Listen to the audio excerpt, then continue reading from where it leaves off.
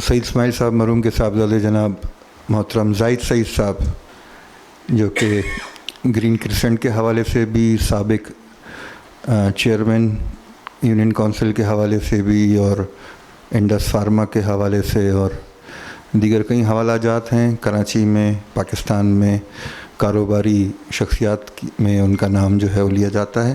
میں ان سے گزارش کروں گا کہ وہ یہاں تشریف لائیں اور اپنی گفتگو رکھیں۔ جناب محترم زاہد سعید صاحب۔ اعوذ باللہ من الشیطان الرجیم، بسم اللہ الرحمن الرحیم۔ رب اشرح لی صدری ویسر لی امری واحلل عقدۃ من لسانی یفقہوا قولی۔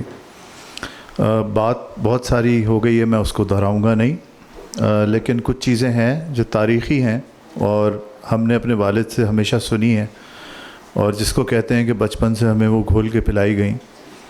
پہلی بات تو یہ کہ ان کے دادا، ہماری جو دہلی برادری ہے اس میں ہمارا خاندان جو ہے وہ ملا خاندان کے نام سے جانا جاتا ہے، اور ملا تضحیق کے لیے استعمال ہوتا ہے، لیکن کسی وقت یہ بڑی عزت کے الفاظ تھے، اور اس کی وجہ یہ ہے کہ ملا اسحاق جو ان کے دادا تھے وہ دہلی میں تھے اور دہلی کے ممتاز تاجروں میں تھے، اور ان کے گھر پورے دہلی سے جو تحریک مجاہدین تھی اس کے لیے فنڈز آتے تھے اور وہ جمع ہوتے تھے، اور وہاں سے وہ ڈسبرس ہوتے تھے۔ اور مختلف جو کتابیں ہیں تاریخ کی، ان میں یہ لکھا ہوا ہے کہ پنجاب میں کہیں سے ایک فقیر کو، کیونکہ انگریزوں کی سمجھ نہیں آتی تھی کہ پیسے پہنچتے کیسے ہیں بالا کوٹ اور ان علاقوں میں، تو وہاں سے کسی فقیر کو پکڑا گیا، اور جب اس کی تلاشی لی گئی، ظاہر ہے کہ اس نے ایک روپ بنایا ہوا تھا فقیر کا اس فرد نے، تو اس کے پاس سے سونے کی اشرفیاں بڑی تعداد میں برآمد ہوئیں، اور پھر وہ پورا ایک چین چلی، اور دہلی میں دو لوگ تھے، جو ایک خلیفہ محمد اسحاق بھی لکھا ہے، ملا محمد اسحاق بھی لکھا ہے کتابوں میں مختلف، سید بادشاہ کا قافلہ، ساری کتابوں کے اندر جو ہے وہ موجود ہے تذکرہ، کہ وہاں تک پہنچے اور وہاں جا کے وہ چین ڈیڈ ہو گئی، یعنی اس کے بعد وہ چین جو ہے وہ ختم ہو گئی، اور معلوم نہیں ہو سکا کہ اس سے پیچھے وہ کہاں سے پیسے آتے تھے۔ اور میں نے ان کی بیٹی سے، جو بہت ضعیف تھیں، 100 سال کی عمر کی تھیں، سعید صاحب کی پھپھی، ان سے پوچھا، بہت چھوٹے تھے ہم، کیونکہ وہ اتنا بتاتے تھے کہ کیا ہوا تھا، تو انہوں نے ہمیں حالات بھی بتائے، اس کی تفصیل میں نہیں جاؤں گا، لیکن مختصر یہ کہ ڈپٹی کمشنر انگریز ہوتا تھا، اس کی نگرانی میں چھاپا ڈالا گیا، اور گھر میں سے کچھ خطوط برآمد ہوئے جن سے وہ ٹریک ملتا تھا کہ یہ پیسے یہاں سے آتے ہیں، اور ترسیل ہوتی ہے اس کی، اور اس پر انہیں اٹھایا گیا، اور اس کے بعد تقریباً جو برادری کے اندر حالات تھے، کیونکہ یہ ٹریزن کا کیس تھا، غداری کا کیس تھا انگریزوں کے نزدیک، ان کے بادشاہ سے، ایمپرر سے ٹریزن کا کیس تھا، تو کوئی جانے کو تیار نہیں تھا پوچھنے کے لیے کہ کہاں ہیں وہ، کوئی رشتہ دار بھی جانے کو تیار نہیں تھا۔ ان کی اہلیہ گئیں اپنے بچوں کو بٹھا کے، اور انہوں نے ڈھونڈا، لیکن کوئی پتہ نہیں چلا، اور تقریباً 1.25 مہینے کے بعد وہیں گھر کی ڈیوڑی ہوتی تھی اس کے اندر، وہاں ان کو بٹھا کے چلے گئے، اور 3 دن کے بعد ان کا انتقال ہو گیا، کیونکہ ان کے جو ہاتھ تھے اور پیر تھے ان میں کیلیں ٹھوکی گئی تھیں، اور پورے جسم پہ ٹارچر کے نشان تھے، تو وہ ملا محمد اسحاق جو ہے وہ شہید ہو گئے۔ ان کے بیٹے، میرے والد، میرے دادا حافظ اسماعیل اس وقت حفظ کر رہے تھے، اور ان کی عمر 15-16 سال تھی۔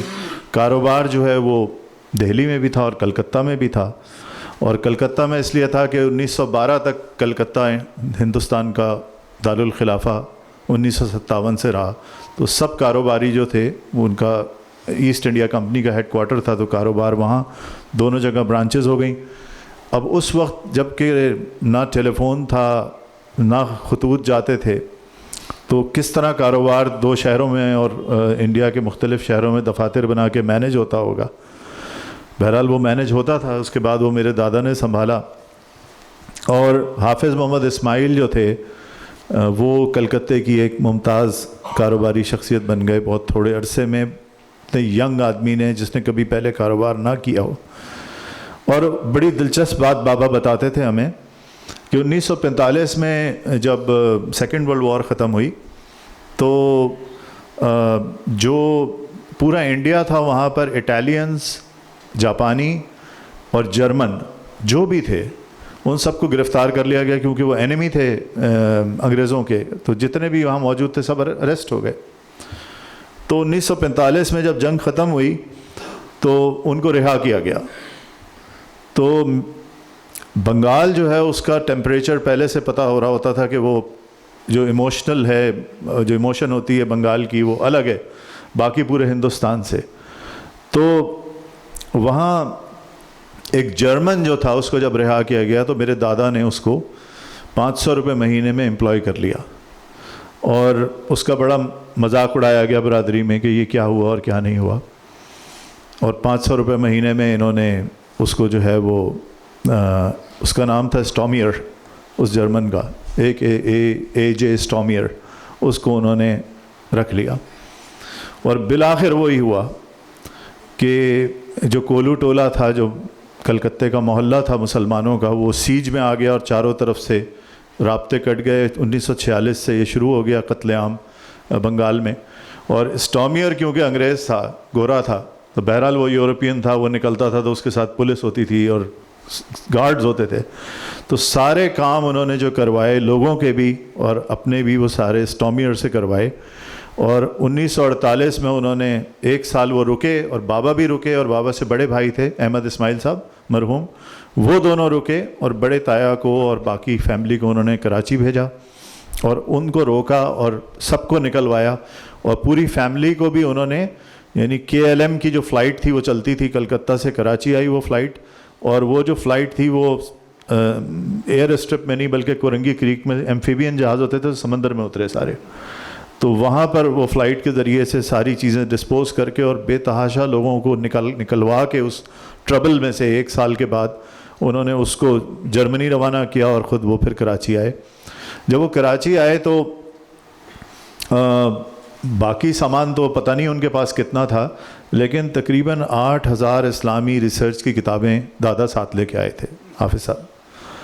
وہ صندوق جو ہے وہ اٹھا لائے تھے اپنے ساتھ، اور انہوں نے اس سے پہلے، یعنی پاکستان بننے سے پہلے کراچی آ کے اور برنز روڈ کے اوپر ایک بلڈنگ خریدی، ان کا نام حافظ محمد اسماعیل تھا، انہوں نے اس کا نام اسماعیل منزل رکھا۔ اس بلڈنگ میں 12 اپارٹمنٹ تھے، انہوں نے اپنی ساری بہنوں کو، اپنے بھائی کو، اپنی والدہ کو اس بلڈنگ میں لا کے اور بسایا تاکہ سب ایک جگہ ہو جائیں یہاں آ کے۔ اور نیچے جو گراؤنڈ فلور کا اپارٹمنٹ تھا اس میں یعنی ان کی دادی رہتی تھی میرے والد کی، یعنی میرے دادا کی والدہ، اور جو برابر والا اپارٹمنٹ تھا اس میں رباط العلوم الاسلامیہ اسلامک ریسرچ لائبریری بنی، جس سے بہت سارے لوگوں نے یعنی اسلامک اسٹڈیز کے اندر جو ہے PhDs کیے، اور وہاں وہ ریسرچ لائبریری تھی، اسلامک ریسرچ لائبریری۔ اس کے بعد میرے دادا جو تھے مرحوم، وہ دہلی مرکنٹائل سوسائٹی کے بھی فاؤنڈر پریزیڈنٹ تھے، اور جمعیت پنجابی سوداگران دہلی جو یہاں بنی آرگنائزیشن، اس کے بھی فاؤنڈر ممبر تھے۔ تو دہلی مرکنٹائل سوسائٹی جب بنی تو نجم مسجد سے ایک گھر چھوڑ کے اسماعیل ولا، یہ میرے دادا نے 1000 گز کا پلاٹ گھر کے لیے لیا، اور جو رباط العلوم الاسلامیہ کے لیے انہوں نے پلاٹ لیا جو اس وقت بھی قائم ہے، وہ 2400 گز کا تھا، یعنی فیملی کے لیے 1000 گز زمین اور لائبریری کے لیے 2400 گز زمین۔ تو پھر ان کا 1952 میں ہی یہاں شفٹ ہونے سے پہلے انتقال ہو گیا، انہیں برین ہیمریج ہو گیا۔ بابا کی عمر 17 سال تھی، اور ظاہر ہے کہ ان کے بڑے بھائی موجود تھے لیکن وہ 17 سال کے تھے، اور پھر انہوں نے پڑھائی اور تھرو آؤٹ فرسٹ کلاس ان کی آئی پڑھائی کے اندر، اور ساتھ میں انہوں نے ڈیئر پینسل کی بنیاد رکھی۔ اور وہ کہتے تھے کہ مشینیں جو ہیں، جب جرمنی سے ہم گئے اور مشینیں لے کے آئے تو جو باری ہوتی تھی جس سے مشین کھسکائی جاتی ہے، اس میں نے اپنے ہاتھوں سے مشینیں کھسکائی ہیں، اس طرح میں نے محنت کی ہے اور پورا کام کیا ہے۔ اور وہ ہمیں تو آخر وقت تک تانا دیتے تھے کہ تم لوگوں کی وقت جو ہے وہ کوئی ٹھیک نہیں ہے، کوئی پابندی نہیں ہے۔ میں جب اس وقت تھا، میں ینگ آدمی تھا، میری نئی شادی ہوئی تھی، لیکن میں فیکٹری کی چابی اس لیے جیب میں رکھتا تھا کہ اگر میں 8:30 بجے نہیں پہنچا تو فیکٹری نہیں کھلے گی، تو مجھے پتہ تھا مجھے 8:15 بجے پہنچنا ہے، اور میں اس طرح پابندی کرتا تھا۔ تو یہ ساری جو زندگی ہے انہوں نے اس طرح، اور بہت اسٹریٹ فارورڈ اور بلنٹ حد تک اسٹریٹ فارورڈ بالکل. اور یہ جو آیت ہے یہ ان کا تکیہ کلام تھی کہ یا ایھا الذین آمنوا قولوا قولا سدیدا یصلح لکم اعمالکم ویغفر لکم ذنوبکم ومن یطع اللہ ورسولہ فقد فاز فوزا عظیما. یعنی وہ اس کا پھر یہ سناتے تھے ہمیں اور اس کا ترجمہ بھی سکھاتے تھے کہ دیکھو اللہ تمہارے گناہ معاف کرے گا اگر تم سیدھی بات کرو گے اور تمہارے اعمال کی اصلاح کر دے گا. تو یہ آیت انہوں نے ازبر کرائی. بچپن سے ہم نے ان سے علامہ اقبال کو سنا. قہاری ہو، جباری ہو، قدوسی ہو، جبروت، یہ 4 عناصروں تو بنتا ہے مسلمان. وہ ہمیں مطلب ہر لحظہ ہے مومن کی نئی آن نئی شان، گفتار میں کردار میں اللہ کی برہان، یہ راز کسی کو نہیں معلوم کہ مومن قاری نظر آتا ہے حقیقت میں ہے قرآن. تو یہ وہ ہمیں یہ جو شعر ہیں یہ انہوں نے ہمیں علامہ کے یاد کروائے شروع سے، اور اس طرح سے مطلب ہمیں بٹھا کے رات کو اس سنانا سمجھانا. اور پوری ان کو کیونکہ بہت زیادہ علامہ سے عشق تھا اس وجہ سے، اور کہتے تھے کہ میں نے جب فیملی ادھر آ گئی اور وہاں تھے اور قتل عام ہو رہا تھا تو کہتے تھے کہ ہم نے دیکھا ہے کہ مسجد سے کولو ٹولہ اسٹریٹ کے اعلان ہوا کہ فسادات ہو گئے، اور ہم نکلے تو جو بلڈنگز تھیں کولو ٹولہ اسٹریٹ بڑی کنجسٹڈ جگہ ہے، تو وہاں پر ٹرک آ رہے ہیں اور ان ٹرکوں کے اوپر کھلے ٹرکوں کے اوپر مسلمان پڑے ہوئے ہیں اور ان کے یہاں پورے جو ہیں چرے ہوئے ہیں چاقو اور کرپانوں سے ان کو مارا ہوا ہے. تو ہم اٹھاتے تھے ان کو اور گھر سے چادریں لاتے تھے اور بچھاتے تھے. ہسپتال جو تھا اس کے اندر شاید 8-9 بیڈ تھے کل، اور وہ جمعیت پنجابی سوداگران والا ہماری برادری کا ہی ہسپتال تھا، لیکن اس میں تھے ہی 8-9 بیڈ. تو وہ جو سینکڑوں کی تعداد میں لوگ کٹے ہوئے آتے تھے تو ان کو اور اس کے بعد وہ ظاہر ہے اس میں سے بہت سارے تھے جو مر جاتے تھے، پوچھنے والا بھی کوئی نہیں تھا ان کو، اور یہ بھی ممکن نہیں تھا ان حالات میں کہ ان کے لوائقین کو یا ورثہ کو ڈھونڈا جائے، یہ بھی پاسبل نہیں تھا. تو جس سے جو بن پڑتا تھا کفن دفن سب کرنا ساری چیزیں. تو وہ کہتے ہیں کہ میں نے اپنی آنکھوں کے سامنے دیکھا ہے سب کچھ ہوتے ہوئے، اور ہم سے ہر وقت کہتے تھے اور ہر نماز کے بعد کہتے تھے کہ اللہ میرے پاکستان کی حفاظت کرے، اللہ نہ کرے کہ اس ملک کو کچھ ہو جائے، کیونکہ ہمیں نہیں پتہ کہ ہمیں کیا ملا ہے. ہر نماز میں ان کا یہ تکیہ کلام ہوتا تھا اور دعا کرتے تھے کہ اللہ نہ کرے اس ملک کو کوئی ہو جائے، ہمیں اس کا خیال کرنا چاہیے، اس کا دھیان کرنا چاہیے. انہوں نے ہم سے کہا کہ میرے سارے بچے یہیں پڑھیں گے اور یہیں رہیں گے، اور کوئی پاکستان کو چھوڑ کے جانے کی کبھی بات نہیں کرے گا. یہ انہوں نے ہم سے عہد لیا کہ کبھی یہ نہیں سوچیں گے ہم کہ ہمیں یہاں سے باہر جانا ہے. تو جو ان کی کمٹمنٹ تھی اس ملک کے ساتھ وہ بالکل مسلم تھی. انہوں نے ہمیں سکھایا کہ ہمارے باپ دادا کا طریقہ یہ ہے کہ ہم نے کرائے نہیں کھانے، حالانکہ بہت سارا طریقہ ہے ہماری برادری میں بھی کہ لوگ جائیدادیں لیتے ہیں اور آسان آمدنی. انہوں نے کہا نہیں، اس سے ہڈیاں گل جاتی ہیں، کام ہمیں نہیں کرنا. تو یہ ساری چیزیں ہوئیں.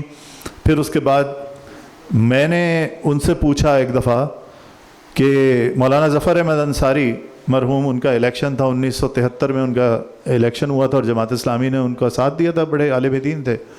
اور جو یہ رباط العلوم ہے اس کے جو بنیادی ارکان تھے اس میں مولانا ظفر احمد انصاری بھی تھے. اس کے بنیادی ارکان میں مولانا محمد احمد قصوری صاحب تھے جو اس وقت خورشید محمد قصوری ہیں ان کے والد، اور وہ عالم دین تھے بڑے جید. تو یہ سارے بڑے حکیم سلطان لکھنؤ والوں کو اگر لوگ جانتے ہوں، وہ ایک وقت قائم مقام امیر جماعت اسلامی بھی رہے جب مولانا مودودی کی گرفتاری کی ایوب خان نے، تو وہ بھی اس کے بنیادی. تو یہ سارے جو بنیادی ممبرز تھے یہ لوگ تھے. تو میں نے ان سے ایک دفعہ پوچھا کہ مجھے یاد نہیں لیکن ہمارا ڈرائنگ روم جو ہے تھوڑا سا کشادہ ہے، تو وہاں میں نے دیکھا کہ 50-60 لوگ سوئے رات کو. تو میں نے ان سے پوچھا کہ کیوں سوئے تھے؟ بہت چھوٹے تھے ہم، 7-8 سال عمر تھی ہماری. تو پتہ چلا کہ اگلے دن مولانا ظفر احمد انصاری کا الیکشن تھا 1973 میں. تو رات کو جو پولنگ ایجنٹ تھے اس وقت موبائل تو ہوتا نہیں تھا، نہ گھر پہ فون بھی نہیں ہوتے تھے. اب کوئی سو گیا تو اگلے دن ملے گا ہی نہیں. تو رات کو انہوں نے وہ 60-70 لوگوں کو سب بچھا کے چادریں وادریں فرنیچر ہٹا کے سب رات کو وہاں سوئے تاکہ فجر پڑھ کے اور سیدھے اپنی ڈیوٹیوں پہ جائیں. تو یہ ڈیوٹی پہ وہاں پر موجود تھے ان کی، اور پھر سارے دن اسی طرح سے ان کے ساتھ رہنا اور ہر ایک کے ساتھ ان کا ساتھ دینا. 1977 کی تحریک میں مجھے یاد ہے پہلی بات یہ ہے کہ 76 سے لے کے اور 77 تک 2 سال ہماری فیکٹری بند رہی. بھٹو صاحب نے نصیر شیخ صاحب کو ڈی جی ہیلتھ لگا دیا, انہوں نے سب کے لائسنس کینسل کر دیے, سب کے, ملٹی نیشنل اور نیشنل کے. اور اس کے بعد انہوں نے وہ بدگو بھی بہت تھے, اللہ معاف کرے ان کو, بڑی بدتمیزی کرتے تھے جو بھی ان کے پاس جاتا تھا, اور گالی وغیرہ دیتے تھے, اور اس کے علاوہ رشوت تو وہ مانگتے ہی تھے. تو میرے والد نے 2 سال نہیں گئے اسلام آباد ان کے لیے, اور سب کو لائسنس مل گیا. تو ان کے چھوٹے بھائی عبداللہ اسماعیل صاحب جو موجودہ گورنر کے والد تھے, وہ ان کے پاس آئے میرے سامنے, اور انہوں نے آ کے کہا کہ بھائی سعید ایک بات بتائیں, آپ کب تک بند کر کے بیٹھے رہیں گے؟ انہوں نے کہا پہلی بات یہ کہ میں اس کو رشوت نہیں دے سکتا, دوسری بات یہ کہ میں اس کی بدتمیزی کو برداشت نہیں کر سکتا, 2 چیزیں میرے سے ہوں گی نہیں تو میں نہیں جاؤں گا. انہوں نے کہا کہ حالانکہ ان کا کوئی حصہ نہیں تھا اس کاروبار میں, انہوں نے کہا میں جاؤں گا, آپ کو اتنی تکلیف ہے اور آپ جانے کو تیار نہیں ہیں. انہوں نے کہا میں نہیں جاؤں گا. تو وہ گئے, اور وہی ہوا کہ اس نے کہا کہ مجھے پتہ ہے آپ نے مجھے 5 لاکھ روپے کی آفر کی ہے, مطلب مانگنے کا طریقہ یہ تھا. 5 لاکھ روپے 1976 میں کتنے پیسے ہوتے تھے, شاید آج کے 5 کروڑ بھی نہیں ہوتے. تو انہوں نے کہا, پھر چاچا نے آ کے کہا تو انہوں نے کہا میں نہیں دوں گا. اور پھر بالآخر بھٹو صاحب کی روانگی ہوئی اور ضیاء الحق کا دور آیا تو سب کو لائسنس ملے تو ان کو بھی ملا. لیکن 2 سال تک انہوں نے, ہم فیکٹری جاتے تھے کھیلنے کے لیے کیونکہ کچھ تھا ہی نہیں وہاں, کاروبار ہی کوئی نہیں تھا, بند پڑی ہوئی تھی, لیکن انہوں نے کہا میں یہ نہیں کروں گا. تو یہ وہ چیز ہے جو انہوں نے ہمیں سکھائی. مجھے یاد ہے اس وقت انہوں نے بڑی شوق سے فیکٹری کے اندر نئی مشینیں لگائی تھیں, جب یہ بند پڑا ہوا تھا سارا کام, تو ساری یورپین مشینیں لگی ہوئی تھیں. تو اس وقت جو سب سے بڑی پاکستان میں فارماسیوٹیکل کمپنی تھی وہ جرمن کمپنی تھی ہیکسٹ, جو اب سنوفی ہو گئی ہے, ایونٹس. تو اس میں اس وقت جرمن ہوتے تھے اور امریکن, وہ یہاں پر خود موجود ہوتے تھے, اس کے جو سی ای اوز اور مینیجنگ ڈائریکٹرز. تو اس کا جو سی ای او تھا وہ آیا, اور کیونکہ یہ تنگ تھے, فیکٹری تو بند پڑی تھی, بڑی لیٹسٹ مشینیں منگائی ہوئی تھیں, تو اس نے کہا کہ ہم کچھ مشینیں خریدنا چاہتے ہیں. تو ہماری اسکول کی چھٹیاں تھیں, ہم چھوٹے سے تھے, 8-9 سال کی عمر تھی ہماری, 10 سال کی. تو وہ آیا اور وہ آ کے بیٹھا, اور بڑے لوگ ان کے آگے پیچھے ہوتے تھے گوروں کے کہ بھئی یہ ان کے ساتھ کوئی کاروبار بن جائے اور کچھ ہو جائے. تو بھٹو صاحب نے اس وقت اعلان کیا تھا کہ ہم کیسینو بنائیں گے. تو کیسینو بننا شروع ہو گیا تھا, اور کیسینو ڈو لبنان جو لبنان کا سب سے خوبصورت کیسینو تھا, وہ انہوں نے اس کے ماڈل کو کاپی کیا تھا انہوں نے, جو انہوں نے کلفٹن بیچ پہ بنانا شروع کیا. تو اس جرمن نے میرے سامنے بابا کو کہا کہ پاکستان بڑا خوش قسمت ملک ہے. تو بابا نے کہا کیوں؟ تو اس نے کہا کہ کیونکہ یہاں جو ترقی ہونے جا رہی ہے, یہ کیسینو بنیں گے تو پاکستان میں دولت کی ریل پیل ہو جائے گی. کیسینو بننے سے جوا, اور ظاہر ہے اس کے ساتھ باقی فحاشی ساری آتی ہے. تو میں چھوٹا سا تھا, تو بابا نے ایک لمحے انتظار کیے بغیر کہا کہ مسٹر فلاں, ہم مسلمان ایک وقت کھانا کھا سکتے ہیں یا فاقہ کر سکتے ہیں, لیکن ہم اس آمدنی پر لعنت بھیجتے ہیں. یہ اس کو انہوں نے منہ پر کہا اس وقت, اور اس کا رنگ دیکھنے کا تھا میری نظروں میں, اس کا رنگ پیلا جیسے ہو جاتا نا آدمی, کہ کوئی کیسے ہوتا ہے نا, جیسے کسی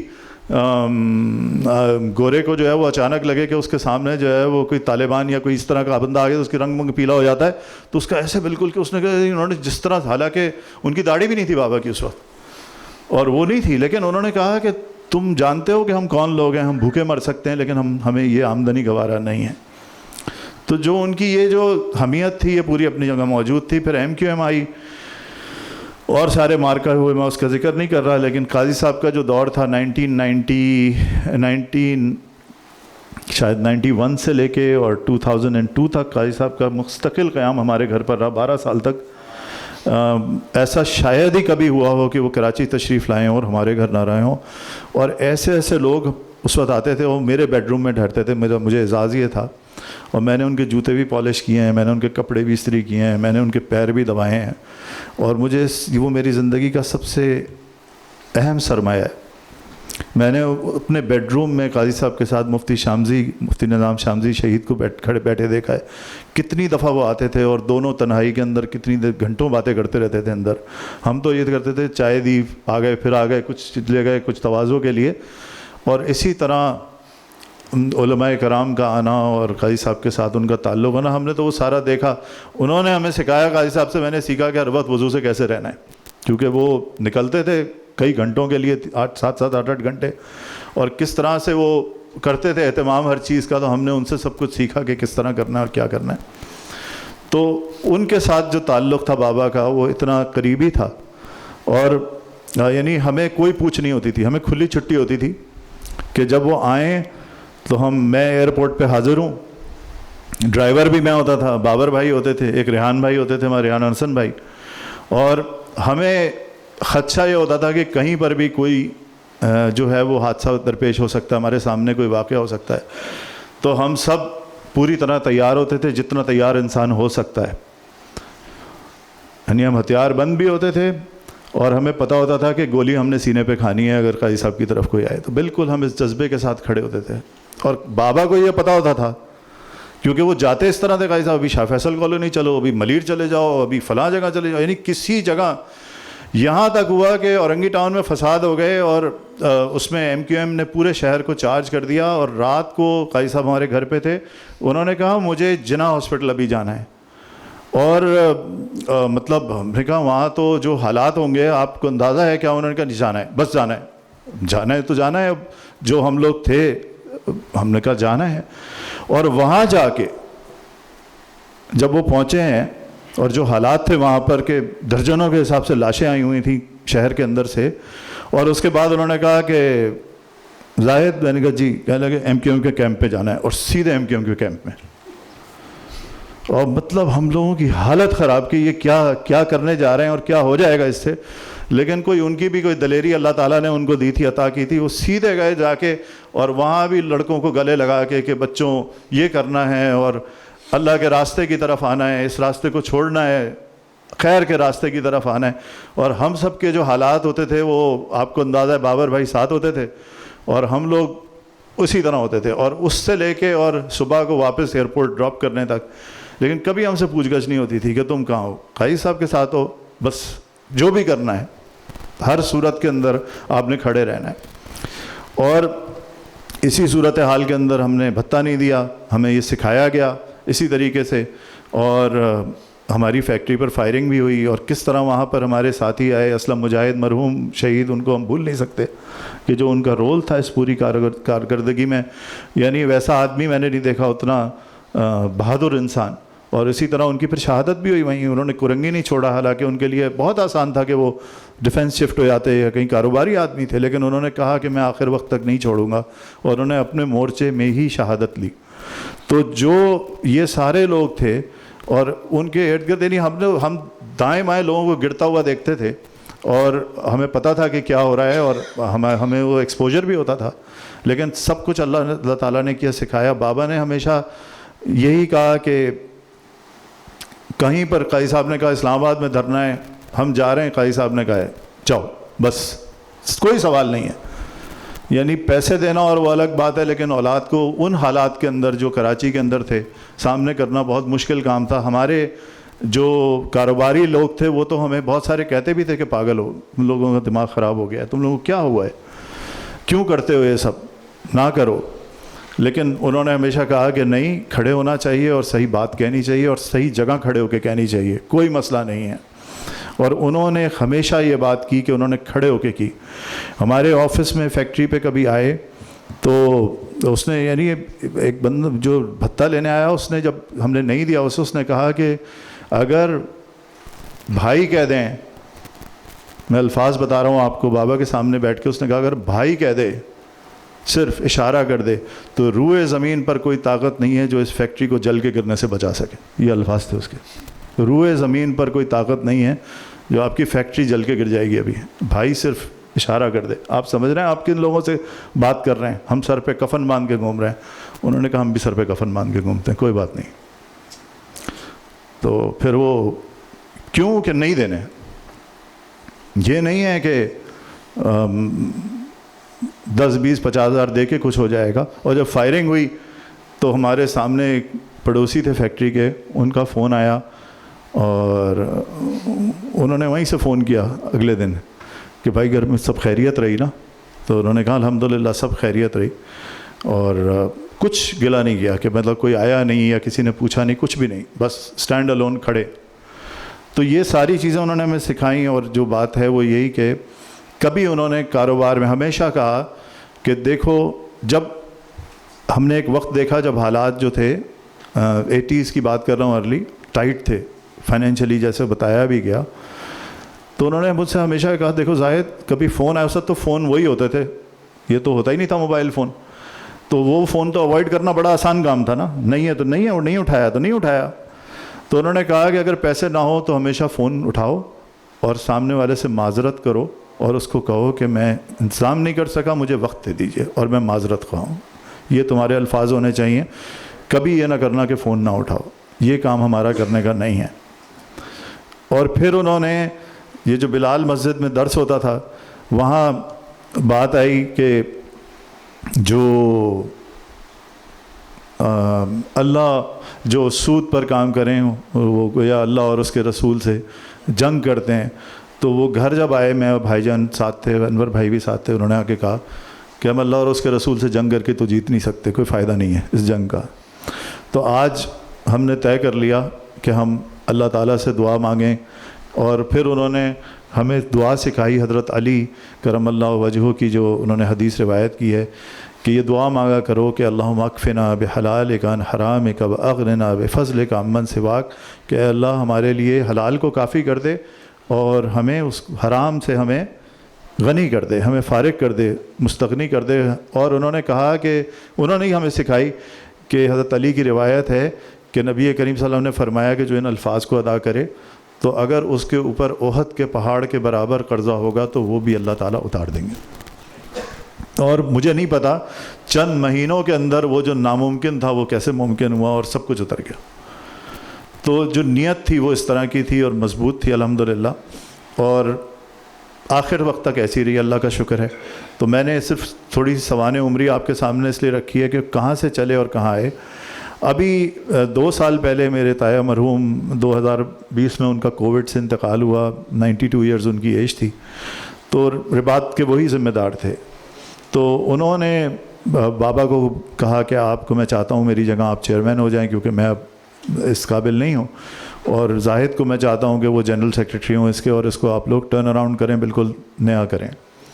تو الحمدللہ یہ ہوا، اور جولائی 2021 میں ہم نے اس کام کو شروع کیا، اور آج اللہ کے شکر سے ایک بہترین وہاں پر جو ہے وہ فیسلٹی آپ کے سامنے موجود ہے. جو بھی چاہیں وہ آئیں. عالمگیر روڈ پر عالمگیر مسجد کے بالکل برابر جو میرے دادا نے فیکٹری وہ لی تھی جگہ 2400 گز کی، آج وہاں ایک بہترین فیسلٹی موجود ہے. اس میں اب ہم نے موجودہ تقاضوں کے مطابق بابا کی سرپرستی میں اس کو ڈیجیٹل لائبریری کر دیا ہے. یعنی آپ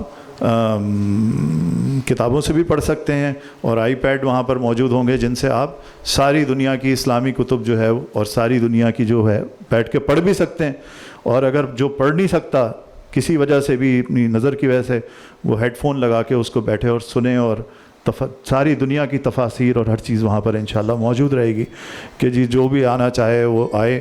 اسی طرح وہاں پر جو مدارس ہیں ساتھ میں عالمگیر مسجد کے ساتھ ہیں، وہاں سے بھی وہ بھی پروگرام کرتے ہیں، اور اسی طرح دینی پروگرام. بنیادی طور پر وہ ایک دینی سمجھیں کیمپس ہے، اور وہاں پر یہی کام انشاءاللہ ہوگا جو وہ بتا کے گئے اور کر کے گئے. تو اللہ تعالیٰ سے دعا ہے کہ وہ ان کی مغفرت کرے. جزاک اللہ.